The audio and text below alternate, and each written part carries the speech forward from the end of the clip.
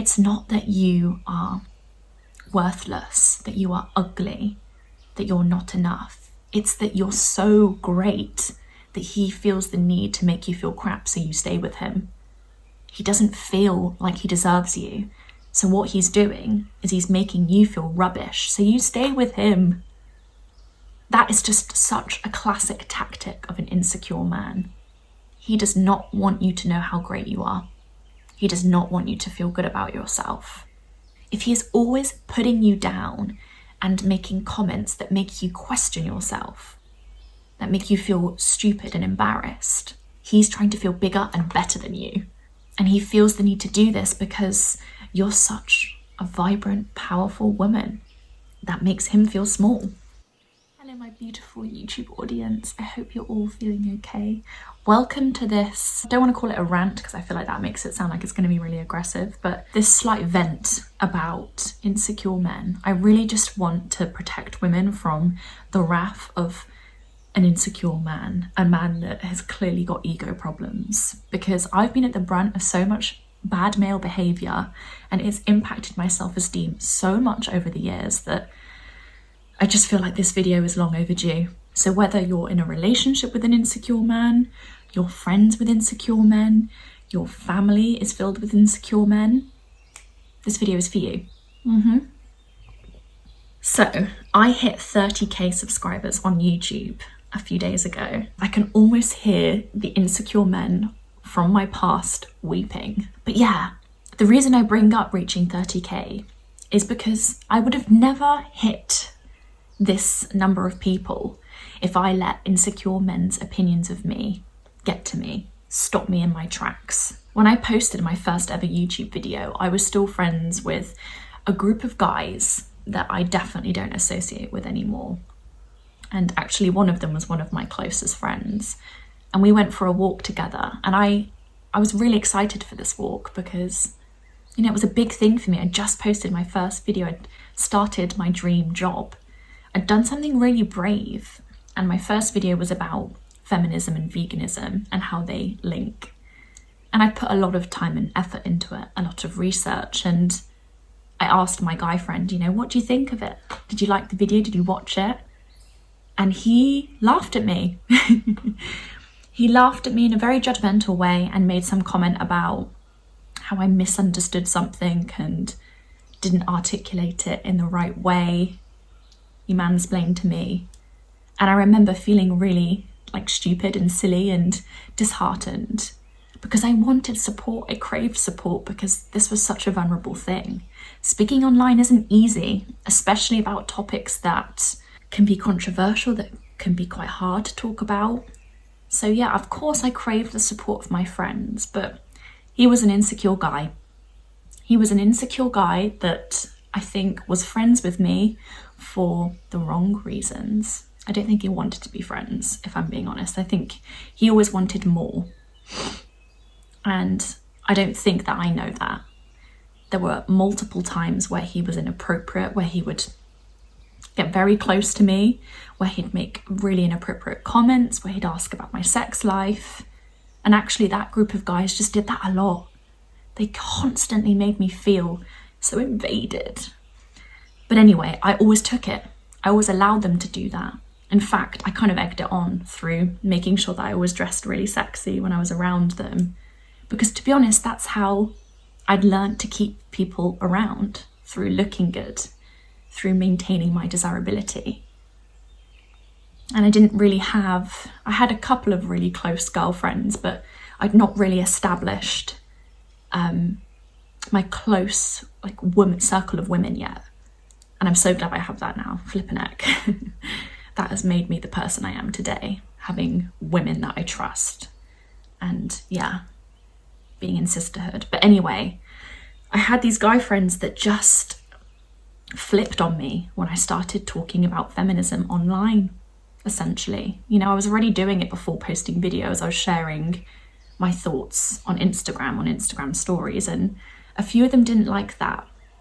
But they kind of laughed at me until I turned it into a channel, something I was pursuing as a career. And it was interesting, like their reactions were so insecure. They were so threatened by me. But back then, I was so upset and triggered because, you know, I wasn't able to be like, oh, this is just them feeling threatened by a woman speaking up about issues that they contribute to. I was thinking, these are my friends that are turning their back on me. They're laughing at me. They're making me feel stupid. So yeah, it was difficult, but my God, am I glad that I persisted and I didn't let their opinions stop me from making videos. I'm so glad I carried on because I'm now at 30k subscribers and growing. I really did have a shift in personality. I went from being the girl that was sexualized in the friendship group, that was there kind of for aesthetic purposes, for the guys to make weird comments about, as if I wasn't even there, to being the opinionated woman that posts her opinions online, that posts about toxic masculinity, something that they all embody. So yeah, I really wish I could go back to younger Alessia and be like, they're not making you feel bad because you are bad. They're not making you feel dumb because you are dumb. They're not doubting your capability to post videos online and be an articulate person that resonates with people. They are worried that you are going to speak up. They are worried that you are going to start holding them accountable for their bad behavior. They're worried because they are sexist, misogynistic men, and what you are doing is calling out sexism and misogyny. Of course it's freaky for them. Those boys that I was friends with, and they were definitely boys, they were just really insecure, and I had insecurities, but I wasn't insecure. I was literally posting videos online. I was challenging myself. And a woman that isn't afraid to be seen, be heard, is very intimidating to insecure, sexist boys.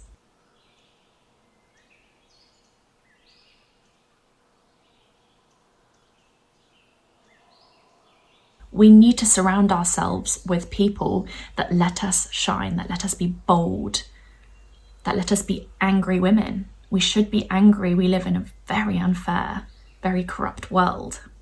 Women are treated poorly everywhere, so we need to be able to speak up about it.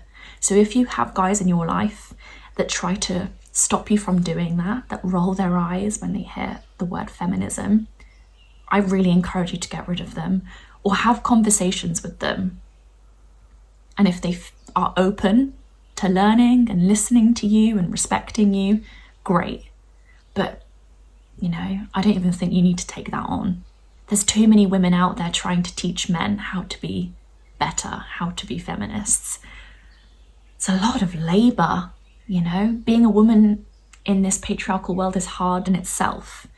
Never mind teaching men how to respect women and being their therapists and their blimmin' mothers. No.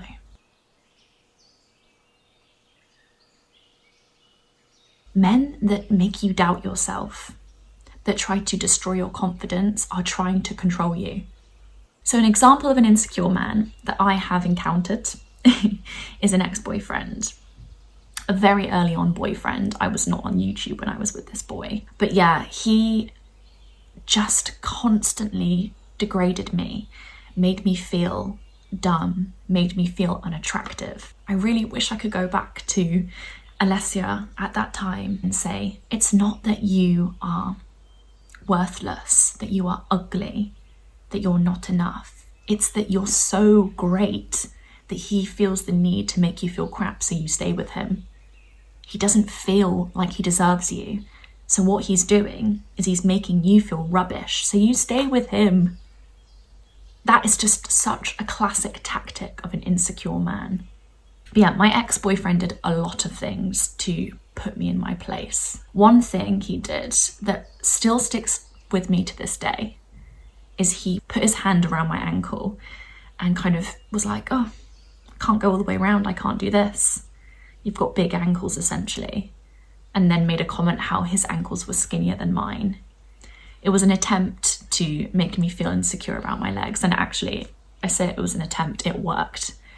I already had a lot of insecurities about my legs. It's just something that I struggled with for years. I've made peace with that now, but back then it really hurt me. He was trying to point out my flaws, so I felt unworthy of him, and that put him in a position of power. And I think he needed to feel like he was above me in some way, and I was down here feeling rubbish because actually I was getting quite a lot of attention from his friends and from the people we were hanging out with. I was in a position of power. I was well liked. He was just such an insecure boy, and I wish I saw it then. But I was young, and no one had really taught me about these dynamics between an insecure boy and a vulnerable young girl who's still learning to find her voice, find her boundaries, stand up for herself. Another thing that he did was when I was with one of his friends and him, we were just walking down a street, he pointed at my boobs and was like, "Oh, fake, these are fake, these aren't real," and was kind of laughing along with his friend. And I remember that being so uncomfortable for me because I'd only just kind of started my period. I was a bit of a late bloomer, so it was a very sensitive subject for me, and I was very uncomfortable with that area of my body still. He just loved a good humiliate Alessia session, to be honest, and it always made me kind of go back for more until it didn't. But I think it made me feel so rubbish that I was desperate for him to compliment me or say that he liked me or loved me, that I would just keep going back for that validation after he kind of punched down. Not literally, but yeah, he just projected his insecurity and sadness onto me.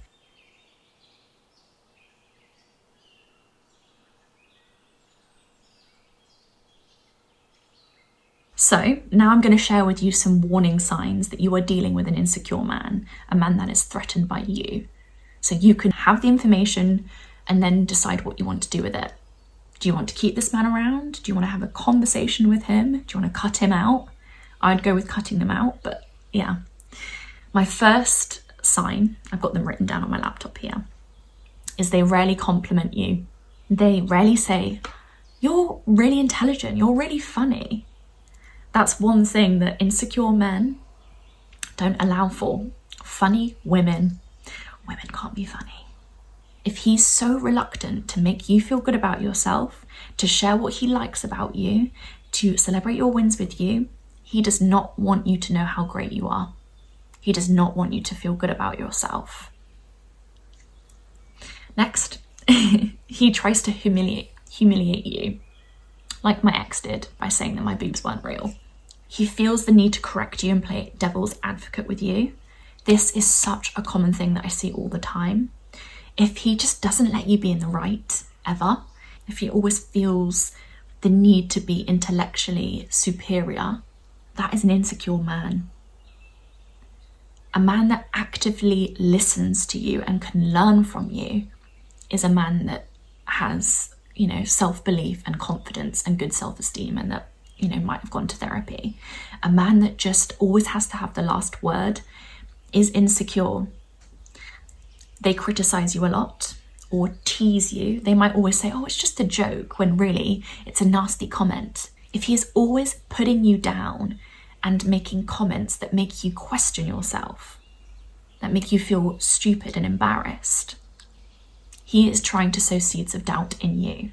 I think a common one is appearance-related comments. Another example from my ex, I'm not meaning to bring him up a lot, but I think it's important to give real-life examples, is one time I was meeting up with him and I'd spent ages getting ready, as you do when you're a young girl trying to impress a guy that you really fancy, and he was like, "What's this?" Like pulling on my top. So yeah, if they feel the need to, tell you when your outfit is bad, tell you when you look bad, they feel the need to kind of nitpick your choices, that's not helpful advice. He's not trying to help you. He's trying to feel bigger and better than you.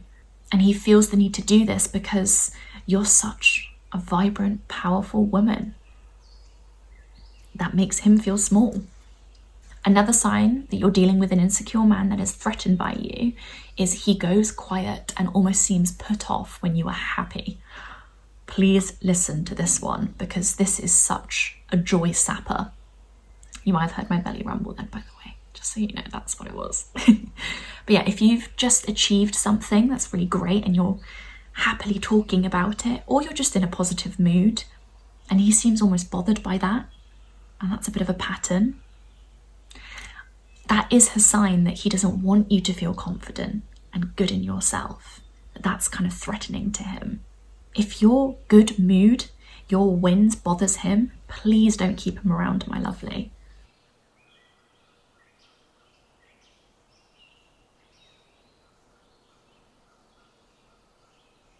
My next sign that you're dealing with an insecure man that feels the need to kind of put you in your place so he feels better about himself is mansplaining.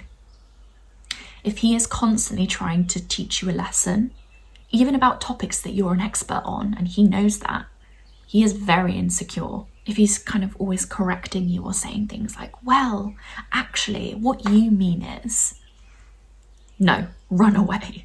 I get this a lot as a YouTuber, a woman YouTuber, speaking up about the world that we live in, speaking up about feminism, patriarchy, toxic masculinity, mental health. I get a lot of men popping up out of the woodwork trying to teach me a lesson. I've actually had men that I've actually known in real life pop up and kind of try to teach me how to be a feminist in a way that won't hurt the feelings of men. They always bring out their GCSE textbooks and talk to me about how bad radical feminism is. It's just an absolute classic. I've actually made a reel about this. I had to make a reel about it off the back of one interaction that I had through Instagram, because I was just so fed up, and I didn't really want to teach this guy a lesson because that's not my labour. But I thought, I'm going to make this into content, so I'll actually show you the video now. If the only time you as a man want to talk about feminism is to debate whether it should exist or not, or to debate what kind of feminism is right and what kind is wrong, then you're missing the point. If you're only bringing it up with women, maybe women that are outspoken, that are standing up for other women, that are vocalizing their experiences with men, their traumatizing experiences. If you're only wanting this feminist debate to kind of shut down women who are speaking up, then you are the problem. You should be having conversations with your male friends, educating them, holding them accountable. You should not be telling women how to speak up correctly, how to vocalize their pain and experiences in the right way so they don't make men feel uncomfortable. Stop trying to mansplain feminism. This is something that I want to say directly to some people. Feminism is not about making men feel comfortable. It's about challenging the systems that oppress women and marginalize people. Stop treating feminism as a topic up for debate, because what you're really doing when you're having a debate with a woman on whether feminists should be feminists, on whether feminism should exist, is you're dodging the discomfort of confronting the systems that benefit you. Another thing that you should not stand for is men that constantly talk over you. If that happens frequently, that's a habit, that's a pattern. And we've really got to analyse things that happen over and over again, because they say a lot about a person and what a person deeply believes. Oh, it really boils my blood when men don't let women finish their sentences. It just says so much about them and their insecurity, their feeling of lack, that they can't sit and listen to a woman.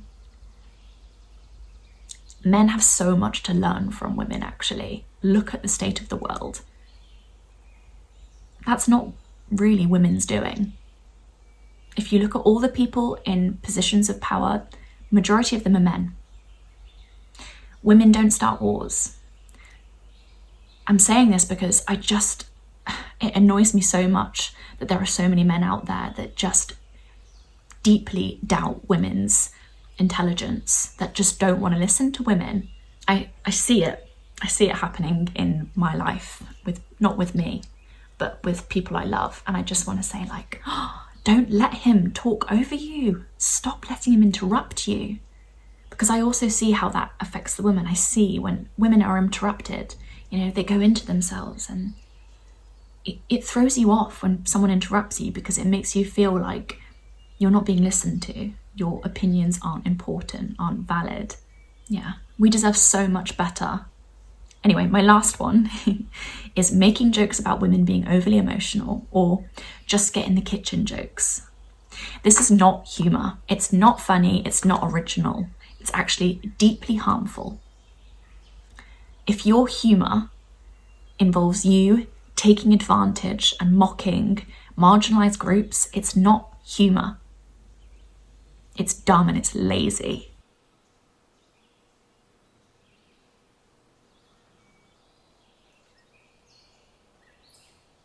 Hopefully, if you're a woman watching this and you're seeing me get passionate, you create space for yourself to get passionate about this too, and to get angry. Anger can be a really blimmin' useful emotion when it comes to this stuff. It can help us stand up for ourselves. And yeah, ultimately, women should be doing that more. Standing their ground, speaking up if they want to speak up, if they've got something to say. Anyway, I hope you enjoyed that video. I hope it lit a fire in you, and I'll see you soon with another video. Please do subscribe if you enjoyed it. If you want to support my channel, I would appreciate it. Anyway, love you lots.